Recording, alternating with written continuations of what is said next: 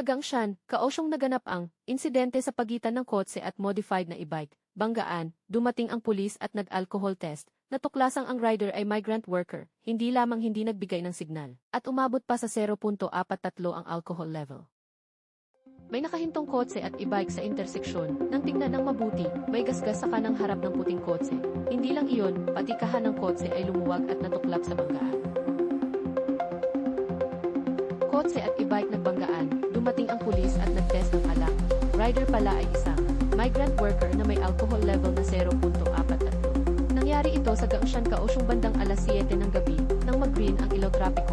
Paabante na sana ang driver ng puting kotse. Ang migrant worker sa unahan ay liliko sana pakaliwa, ngunit hindi siya nagsignal dumiretso agad. Hindi man lang tumingin sa kotse sa tabi kaya nagdulot ng aksidente. Uminom pa at naglakas loob magmaneho, habang lasing, agad siyang pinosa ng pulis at dinala sa presinto. Gusto mo ba ang content namin? Mag-subscribe at i-follow na ang Liho TV.